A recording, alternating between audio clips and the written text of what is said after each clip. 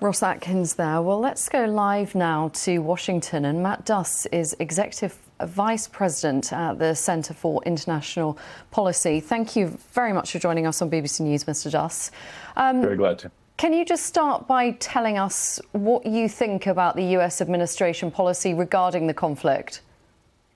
Well, as you just heard, the administration's policy has been to prevent the spread of the conflict beyond Gaza, while at the same time continuing to support, basically unconditionally, the Israeli assault on Gaza that they've carried out for more than 3 months now in response to the horrific attacks of October 7th.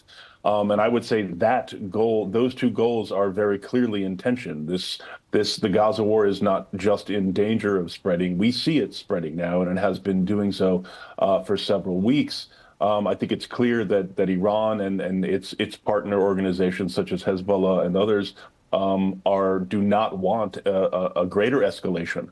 But we already see the attacks being carried out by the Houthis, which the United States and the UK have responded to with a series of strikes in Yemen. But these things are hard, if not impossible, to control. And I think it really does come back to the Gaza war that is really driving all of this. So in your estimations, then, is the US and its allies doing enough to prevent the wider conflict? No, absolutely not. I mean, what they need to do to prevent a wider conflict is bring the Gaza war to an end. The United States needs to bring much greater pressure, use its considerable leverage to pressure the Israeli government to end what is, I think, clearly a massacre that is turning Gaza into rubble, that has created some 2 million refugees, that has killed probably close now to 24,000 or 25,000 dead, including many, many more still buried under the rubble, a population at risk of famine. The United States has considerable leverage over Israel, which this administration has up till now chosen simply not to use.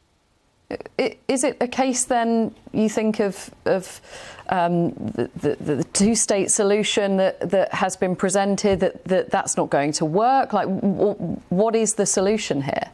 That's all fine for later. I mean, these are conversations. I mean, these are important conversations to have about the day after for Gaza, for Palestine, and for the two-state solution.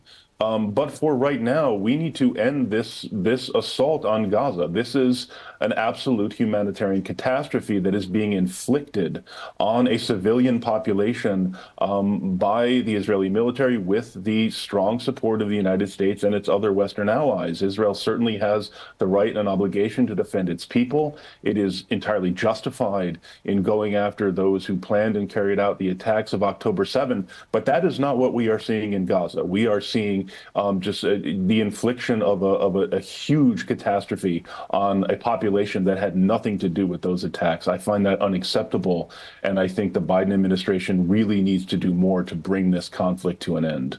And just finally, if we're looking at the wider picture, is it a case at the moment of Iran and others calling the shots and the West reacting rather than the other way around?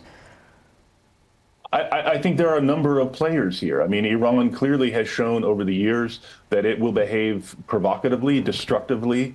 But I think in this case, it is the United States' support for Israel and, of course, Israel's decision to respond to October 7 by obliterating Gaza that is the driver here. I think Iran's partner groups, such as the Houthis, are exploiting this for their own purposes. But I think their claim to be acting on behalf of the people of Gaza does have some legitimacy in Yemen and across the region. This is not to defend the Houthis, but I think it is worth recognizing that these claims do have some sympathy in the region and the world.